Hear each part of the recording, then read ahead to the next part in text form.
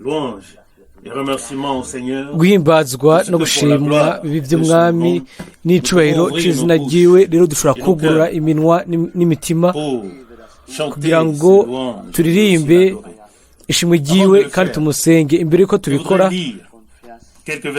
bashaka gusoma imirongo imwe imwe umuhanuzi Yesaya igice ca 48 dore ku murongo wa 12. Écoute-moi, pardon, Jacob. Et toi, Israël, que j'ai appelé. Nunyumve, yewe Yakobo, yewe Isirayeli nahamagaye, ndiwe ndi uwa mbere kandi ndi uw'iherezo. Umurongo wa 13.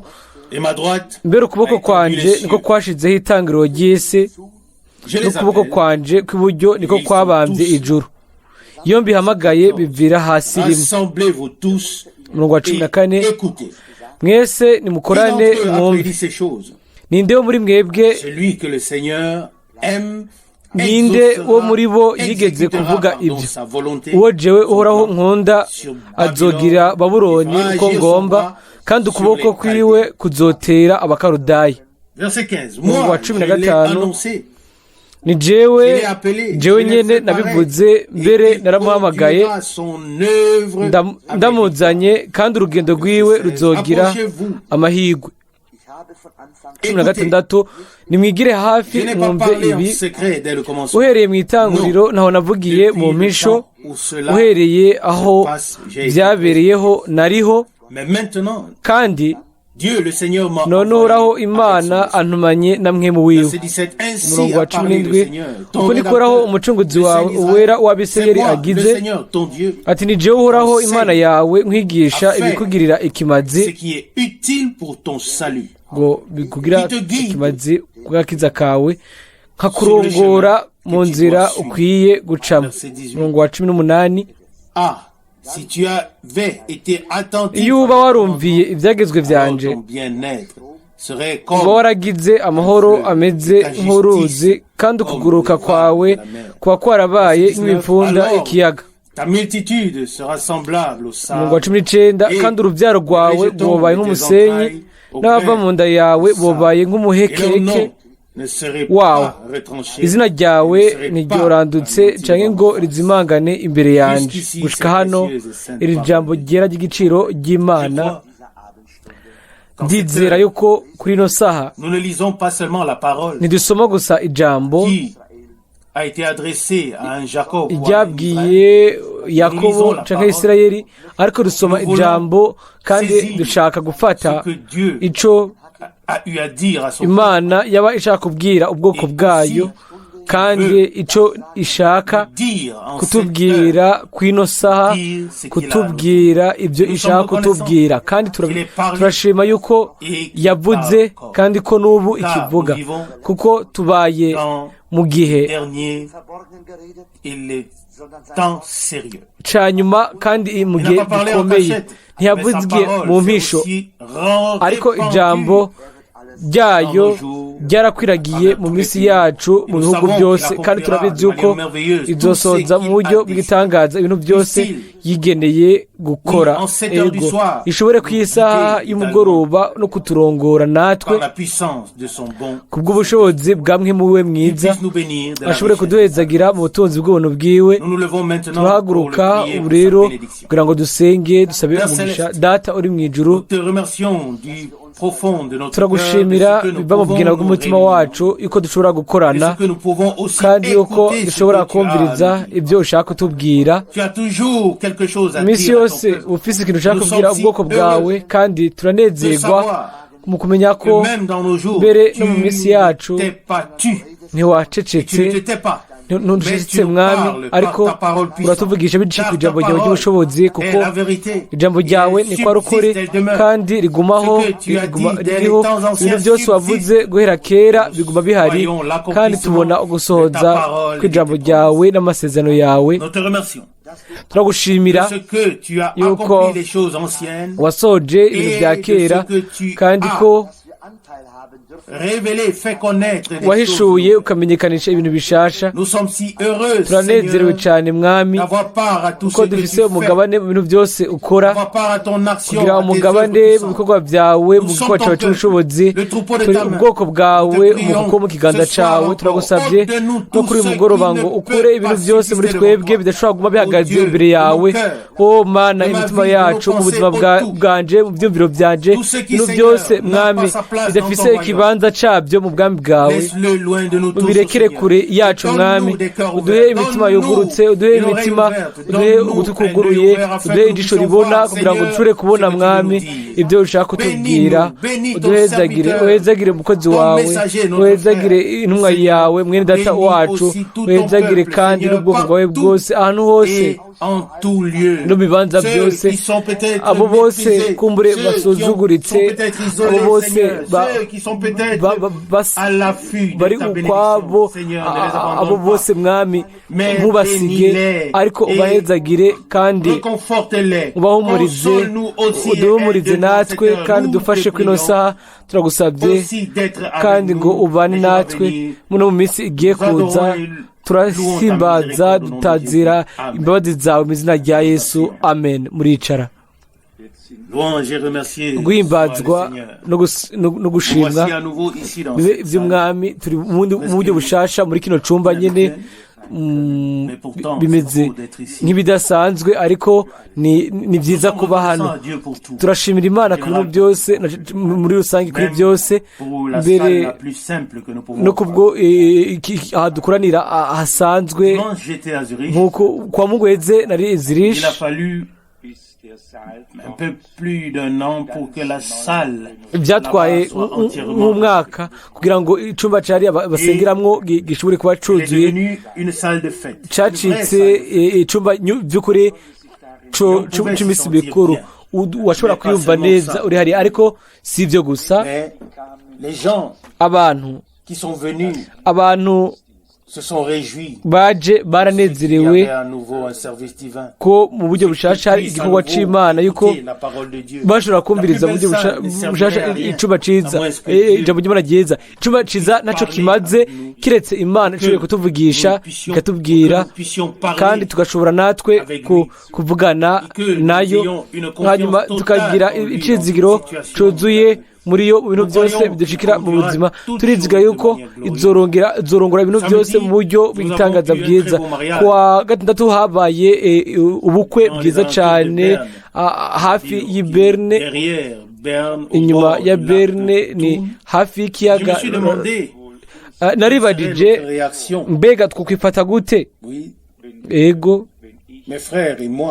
bere data na jewe, si nous étions placés dans une telle situation, yaba twari twashizwe muri ibyo byabaye ahantu aho umupasiteri w'iyo shengero yakuweho. Ryari ishengero rinini ry'abametodisite rifite abapasiteri benshi n'ibindi bijyana nabyo.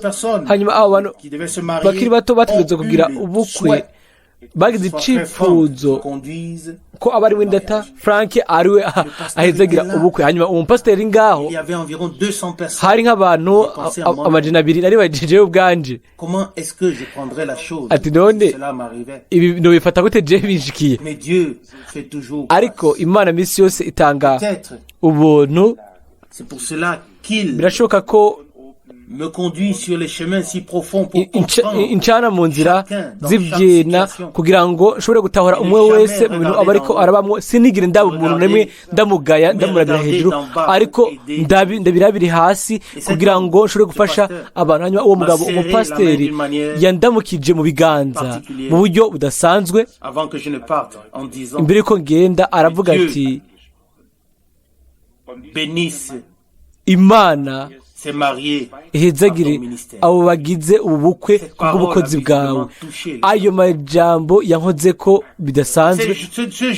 Uwo mugabo akiri muto yagira ubukwe yari yaje gusa kabiri mu makoraniro ya Zurich. Hanyuma ijambo ryari ryaramukoze ko yari yararengewe. Yari yaramaze gusohoka mu iryo shingiro ry'abametodisite.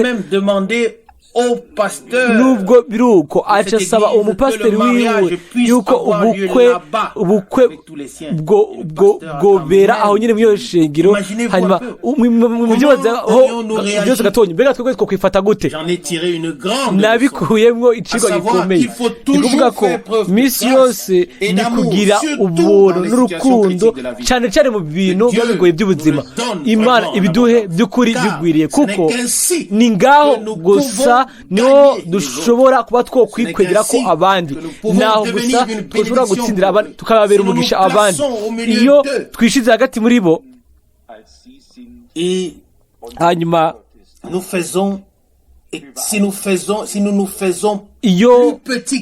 iyo dukoze iki, hanyuma tukareka urukundo rw'Imana rukanesha byose, aho Imana ikwiye kutugira misi yose kuduha umugisha wayo. murabizi yuko Mendata Branamu yarabajijwe ku ibanga ry'ubushobozi. yarishuye ati ikibazo si icy'ubushobozi, kuko biba bivuye ku rukundo rw'Imana, biciye ku rukundo rw'Imana. uko ugomba kose yuko tubari twese by'ukuri bizohera, ariko urukundo rw'Imana rwo rugumaho bidashira, kandi umuntu arufise nawe agumana n'ubwo rukundo. nako bimeze ku ijambo ry'Imana. ijambo ry'Imana rigomba gusha ibihe bidashira, umuntu aryakiriye agumana n'ijambo ibihe bidashira. aho rero ntiba bigishoboye kubatandukanya n'iryo jambo abo bantu, kuko abantu z'ubisino rya kera bitwa Imana, kubera yuko ijambo ry'Imana bari baribwiwe, hanyuma bakahabwa muri bo urwo rubuto rw'Imana, bacigwa mu mero y'Imana bakiri hano ku isi. hanyuma umwami wacu yaravuze ngo abo ijambo ry'Imana babwiwe n'abise Imana muri Yohana 10, bagizwe Imana biciye ku ijambo bazanywe mu mero y'Imana.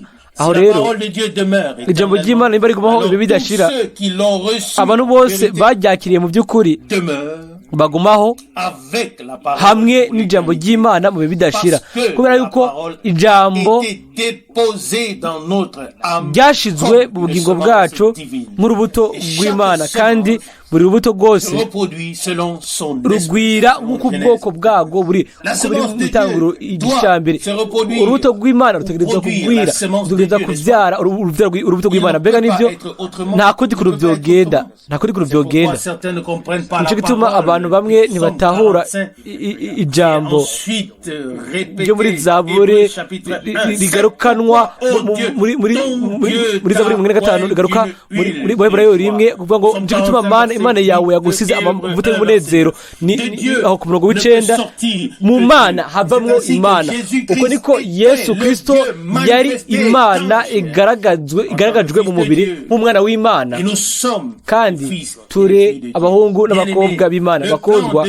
umugambi w'Imana na nkeka ni urahabaye n'ubwiza gusumba ko dushobora kubitahura. Imana hari ikintu yagenye cy'ubwiza cyane imbere y'uko isi itangura, kandi irabikora, irabishikana. umunsi umwe dushoboye kuraba inyuma, sindabizi nimba biza bishoboka.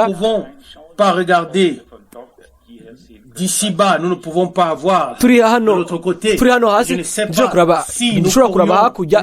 sinzi nimba turi hariya hakurya naho dushobora kuraba hano hasi, ariko ikintu kimwe kizwi neza, mu bihe byose bidashira tuzoba turi kumwe n'Imana nk'abahungu n'abakobwa b'Imana, kubera yuko Yesu Kristo nk'umwana w'Imana yigaragarije hano mu mubiri, kandi tukaba twavutse ubwa kabiri n'iryo jambo nyene n'uwo bwembu nyene kubw'ibyizigiro bizima.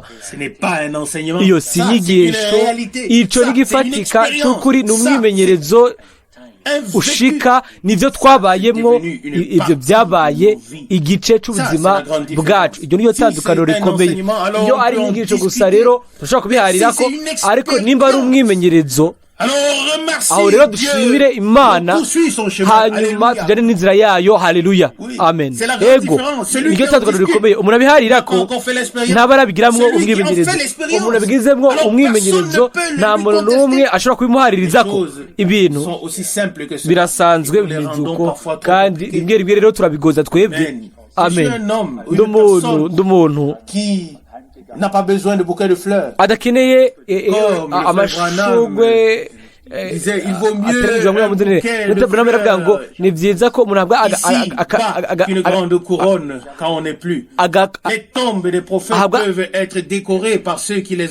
agashugwe kamwe gusumba uko yohabwa igitsibo atagihari. imva z'abahanuzi barazisiga batagihari. naranezerewe kwa Mungu zirici sinari narigeze mbona mu buzima bwanjye mbona abantu benshi bashika imbere y'uko ikorone gitangura. nari ngaho isaha yaho, hanyuma umwe nyuma y'uwundi baravuga ngo muri Frank turanezwa kuri hano, turanezwa ko wagarutse ufite amagara meza. cyari ikintu ego n'amajambo mu by'ukuri yangirira neza, nk'uko umuntu umwe yoba yasize amavuta ku bugingo bwanjye. murabizi ingene bimeze iyo umurongo wa mbere iyo intore zose ziba ziri kuri twebwe, umwasi nta wundi atumbereza ko hano mu isi muri kino gihe tubaye mu isaha mureba batunda ku kabuto, hanyuma ibikoresho byose bikagana aho birasa kuko biba bigiye aho nyine. rero uko bimeze nariyumviriye ati inyuma y'igihe runaka Et je pense qu'après un certain temps, la salle était pleine. Je crois qu'elle était pleine jusqu'à la dernière place. Je me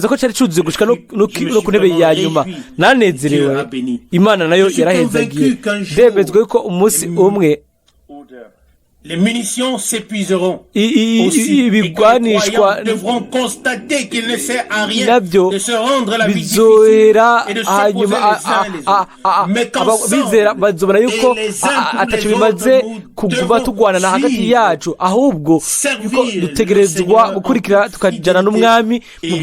devons faire ce que nous pouvons. Nous avons écouté sa parole et elle nous interpelle à chaque fois. Elle a toujours quelque chose à nous dire. Et en lisant cette parole, riba rifise ikintu ritubwira. nubwo usoma iryo jambo sinibujije kwiyumvira muri Zaburi 45 avec le fait que le Seigneur conduira victorieusement son œuvre. havuga ko umwami azotwara neza igikorwa ciwe mu buryo bw'ubwiza. hanyuma hamwe n'ijambo ngo mwese nimukoranire hamwe mwumvirize. turashaka gukoranira hamwe, turashaka kumviriza. turazi yuko Imana yavuze imbere y'igihe kandi ikora ukugomba kwayo ego mu ishengero ryiwe, ego no kuri Babiloni no ku banyamahanga nabo nta kintu na kimwe kizosigara kidasohoje. amen. Et il est dit ici dans Ésaïe 48 murongo wa 16 ngo je n'ai pas parlé en cachette dès le commencement. Non, depuis le temps nimigire hafi mwumve ibi wereye itanguriro, wereye mu itanguriro ntaho navugiye mu misho, wereye aho byabereyeho nariho, kandi noneho Imana anumanye na mwemu wiwe. Oui, il doit en être ainsi. ego bitegerezwa kuba uko. Quiconque est envoyé de Dieu, umuntu wese arungitswe n'Imana n'ijambo biba bikwiye ko mwemu amuherekeza, ko mwemu aba ari kuri we, nk'uko bivugwa ku mwami wacu muri Yesaya 61 no muri Luka 4 ngo mwemu uhoraho ari kuri jewe, nico gituma ashobora gutangaza ubutumwa bwiza ku baciye bugufi, ukubohoka ku baboshwe, ukurekugwa kw'abarindwa nk'uko biri muri Yesaya 61 umurongo wa mbere, Yesaya 48 umurongo wa 17. uko niko uhoraho umucunguzi wawe uwera w'Abisirayeli agize ati ni jewe uhoraho Imana yawe mwigisha ibikugirira ikimazi, ngo nkwigisha gukora ibigufitiye akamaro ku bw'agakiza kawe,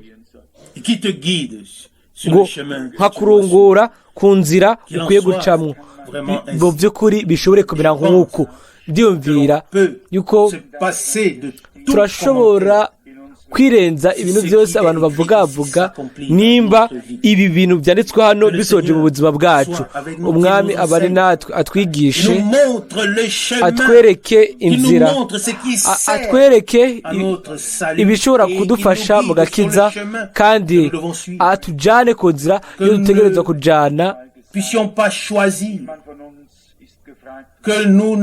iyo tudashobora kugira twebwe iyo tudashobora gucagura nakunze kubivuga nta muntu n'umwe muri twebwe yigeze acagura igihe ashaka kuvukira mu buryo ubundi twese twashyizwe n'Imana mu inosi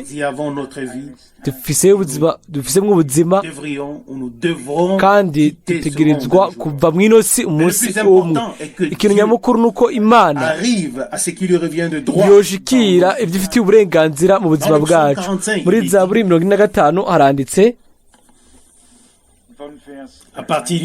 duhere ku murongo wa 3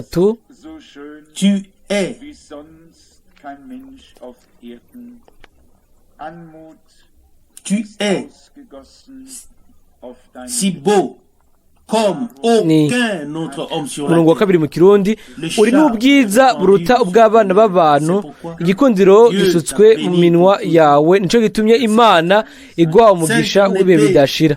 Murongo wa 3 wamuhiziwe ambara inkota yawe kwitako ambara ubwiza bwawe n'icubahiro cawe ugendane icubahiro ugendera ku ifarasi utsinde ugwanire ukuri n'ubugwaneza no kugororoka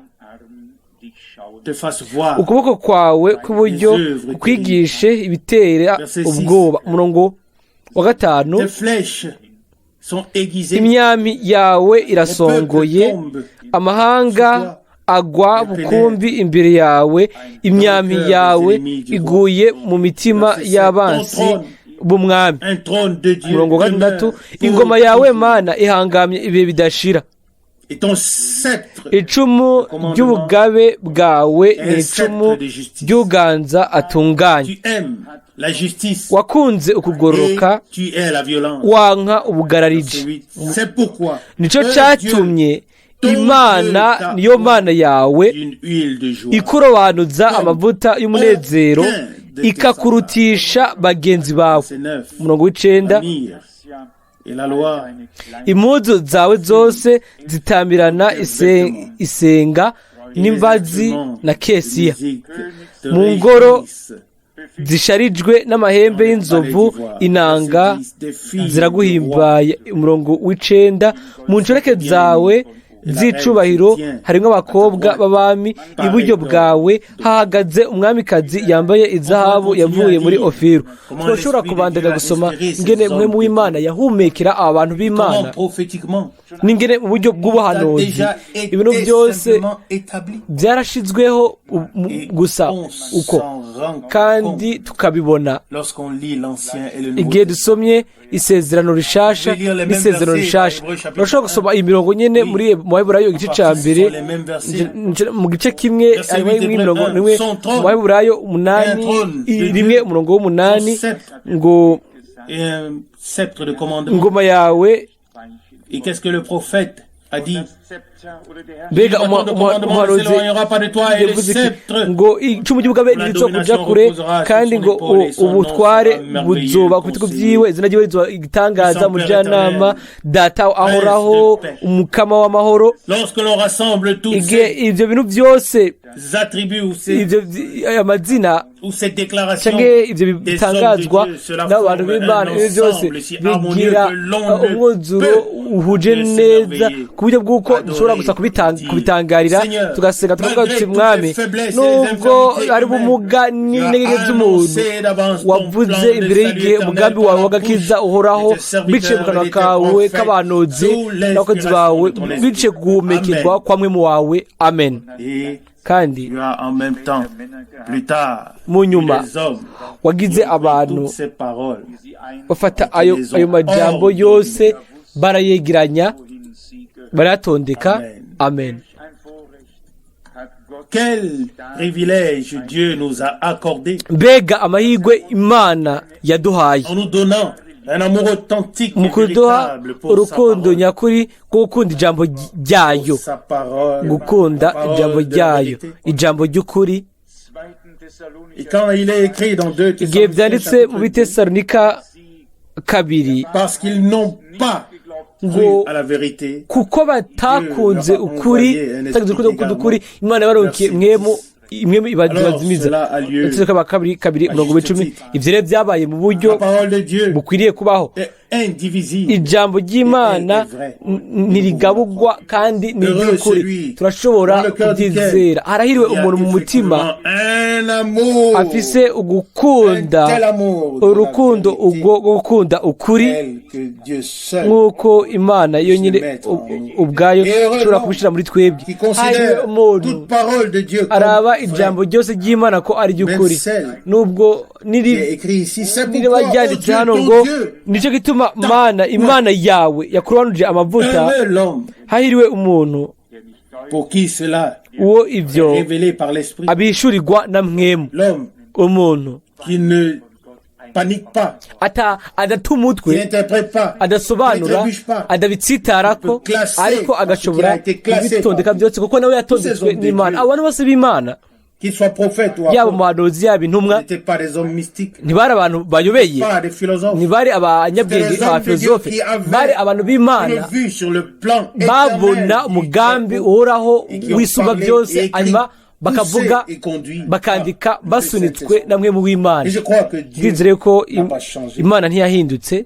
Et je vais un pas plus loin. Reka ntere intambwe Je crois nje que kure, le même esprit ndizere ko uwo mwemu nyine w'imana wari kuri abo bahanuzi bose, et qui était aussi sur tous kandi les apôtres, akaba yari ku ntumwa zose, ko uwo mwemu nyine w'imana a inspiré Branham, yahumekeye mwene data Branham. que le même esprit Uwo mwemu nyine repose sur nous ari kuri twebwe pour kugira ngo voir la même parole tubone qu'ils ont rya jambo nyene babona, comprendre comme ils ont compris, dutahure nk'uko batahuye, tubitondeke nk'uko babitondeka, kugira ngo byose bibe bigorotse kandi ari de toute by'ukuri. façon. Uko biri kose nibyo Juste pour Dieu. kandi biragorotse ku Mana. Ikintu nyamukuru gisabwa La lesson, nuko c'est-à-dire la parole, dans cet ordre divin, turekere iryo jambo nyene muri iyo gahunda y'Imana, hanyuma tukareka tube ubwacu tugashigwa muri iyo gahunda y'Imana. nous pourrions maintenant aborder Tubure twoshobora beaucoup d'autres passages, kuvuga indi mirongo myinshi mais ya nous Bibiliya, ne sommes ariko pas ici ce soir pour turi cela, hano ku mais nous mugoroba voulons kubw'ivyo, prier turi ngaha kugira ngo dusenge Imana, vraiment prier mu by'ukuri Dieu dusenge qu'il nous fasse Imana grâce. itugirire qu'il nous fasse ubuntu, grâce itugirire ubuntu pour que nous kugira puissions ngo nous laisser dushobore ordonner, kureka dutondekwe, oui, ego, afin que kugira ngo nous puissions accorder chaque passage biblique de manière harmonieuse dushobore l'un avec l'autre, guhuzisha umurongo wose wa Bibiliya umwe nyuma y'uwundi mu buryo bwiza, kugira ngo de ne pas se fâcher, o- mais de bénir, umwami de yumve sauver, neza, ntabishavurire, il ariko enseigne. Comme il est ahezagire, écrit, yigishe, c'est moi kuko byanditswe qui te ngo montre le jewe chemin ndakwereka que tu dois inzira suivre. iyo utegerezwa Verset kujana nayo. 17, Umurongo wa 17 wo muri Yesaya Qui d'entre nous connaît le 8:8. chemin? Ninde muri twebwe azi Et inzira? qui d'entre nous Ninde muri twebwe sait quoi faire? yo bazi ico Nous yokora? dépendons tous de Dieu. Twese ibyacu bivana Qu'est-ce que n'Imana. nous savons? Mbega tuzi iki? Devant Dieu, tout cela Imbere ne vaut y'Imana ibintu byose Soit nous ntaco sommes bimaze. enseignés par Mwo Dieu, kimwe twigishijwe comme n'Imana, l'Écriture le dit dans uko Jean ivyanditswe bivuga muri 6:45, ils seront Yesaya tous enseignés de ngo Dieu. bose bazokwigishwa n'Imana, kandi turabyizera. Turizera yuko abana bose b'Imana Enseignés par Dieu. bigishwa Mais n'Imana, pas théoriquement, atari mu mais majambo, spirituellement. ariko mu buryo C'est-à-dire bw'imwemu, par la parole. bisigurwa ngo biciye ku Et si ijambo. quelqu'un pense Umuntu rero yiyumviriye Il yuko faut lire entre les lignes. bikwiye gusomera J'ai beaucoup hagati de mal y'imirongo. à lire déjà les lignes. Biranangora gusoma Même, imirongo. cela me suffit amplement. Ibyo rero Si tout biramagije ce qui gusa. est écrit, Ibintu byose Nous byanditswe n'avons pas besoin de ntidukeneye croire plus que ça, kwizera car ibirenze le ibyo, Seigneur kuko umwami l'a dit lui-même dans l'évangile de yabivuze Jean au chapitre ubwiwe 7. mu butumwa bwiza bwa Yohana Le Seigneur, indwi, yuko oui, umwami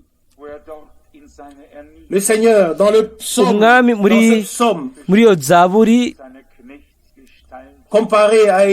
yageranije Yesaya 53 ahanditse mu gucishwa bugufi kwiwe mu shusho y'umugurano nk'umuntu atarafise ishusho cyangwa ubwiza cyangwa yari afise mu maso heza, yari umuntu yarameze batakunda kuraba. Hano muri Zaburi 43 naho aravuga ku murongo wa 2 ngo uri mwiza kuruta abana b'abantu, uwo arasuzuguritse ni wa wonyene niwe yashizwe hejuru,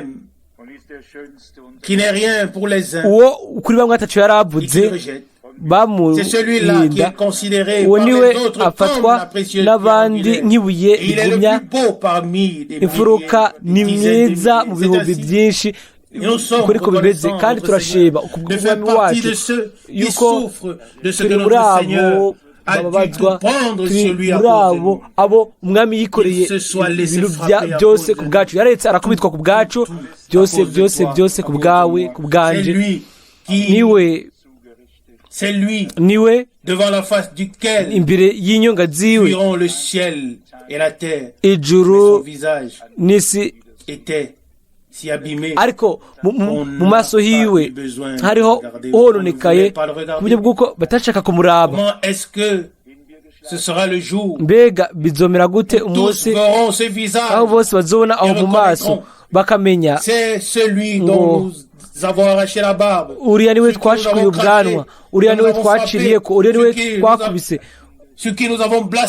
uriya niwe twarugoseko, uriya niwe twavuze ngo tubwire uwagukubise. mbega abo bantu bose babubambye bazokumva gute igihe urubanza ruzoba?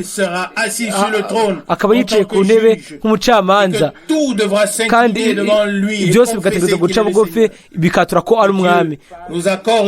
Imana itugire ubuntu ngo tumukunde kubera ko yadukunze. haravugwa ku murongo wa 5 wa 4 ngo ugendane icubahiro, ugendera ku ifaransi, utsinde, ugwanire ukuri n'ubugwaneza no kugororoka, kandi bijanye n'ibyo ngo ubeze ukuri kwawe, ijambo ryawe niko kuri. ni Yohana 10:17, atari uguhishurirwa kumanitse mu kirere, ariko ijambo ryawe ngo niko kuri. ijambo niko guhishurirwa, kandi dutegerezwa gusa ko tubihabwa na mwemu. murongo wa 4 ngo ugira amahirwe mu gifaransa, ugendane icubahiro, son nom est merveilleux. ambara inkota yawe kwitako wamuhiziwe, izina ryiwe ni wamuhiziwe, mujyanama, data ahoraho, muhizi ngo ambara inkota yawe kwitako wamuhiziwe, ambara ubwiza bwawe n'icyubahiro, tubyakire mu kwizera, que nous nous détournions de nous, twikure kw'amaso, hanyuma tumurabane ubushizi bw'amanga ko yanesheje, kandi ko azotugira natwe abanesha. yategerejwe kujana inzira isuzuguritse, ntiyari gushobora kubihitamwo. tout au plus dire, yari gushobora kuvuga non pas ma volonté, ati niko kugomba kwanje ariko kugomba kwawe. yashobora kuvuga ati nibyaba bishoboka yuko igikombe kinja kure, ibyo kuri we byari kuba ari byiza, ariko kuri twebwe byari bikwiye yuko anywa icyo gikombe. yategereje gupfa kugira ngo twebwe tubeho. uko niko dushaka mu by'ukuri gushira iminsi iri kiraza tuyishire imbere y'umwami, ntibijanye no kuba bwoba ari ubutumwa ubwo tuzokubiriza mw'iyi minsi, ariko umugisha kugira ngo duheshe icubahiro uwazotse, wabambwe, ugiye kuza vuba, dushobore guhura nawe mu buryo bw'ibwira, tugire uwo mwimenyerezo hamwe nawe, dushobore kumumenya atari gusa mu byanditswe, ariko tugire guhura nawe bifatiye ku mwimenyerezo wacu bwite, ibizogena ubugingo bwacu bikatugira abashima. bindi mu by'ukuri ku mutima ko mu iyi minsi iri imbere yacu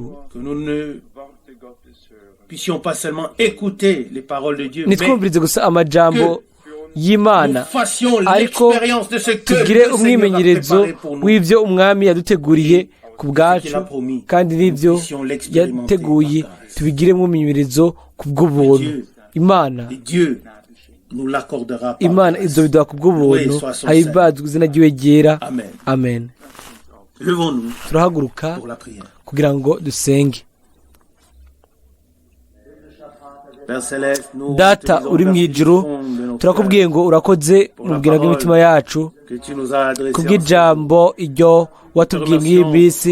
Turagushimira kubwo imvugo yawe mwami, turagushimira kubera yuko ukiri ku gikorwa, turagushimira yuko ugihamagara abantu, turagushimira yuko ukibahamagarira gusohoka bava mu guhona kandi ukabashyira mu bwami bwawe. Turaguhimbaza, twubaha izina ryawe ryera. Turagushimira kandi mwami kubwo abo bose ugihamagara mu buryo budasanzwe ahantu hose, hano na hariya, wumvikanisha ijambo ryawe kandi uhamagara abawe gusohoka. Turagushimira kandi kubwo umukozi wawe umuhanuzi, uwo wahamagaye, uwatuzaniye ijambo ryawe kandi utwemerera gufatana n'ijambo ryawe muri kino gihe cya nyuma gikomeje. Mwami, turabizi yuko tuzobana nawe muri ntambara kandi tuzosohoka tunesheje. Nicyo gituma tugusenga tukagusaba ngo ufashe abanyantege bose, ufashe abo bose bagukeneye, abo bose bakeneye mwami, abo bose barwaye urashobora kubakiza. Uri umuganga akomeye kandi ni wowe ukiza.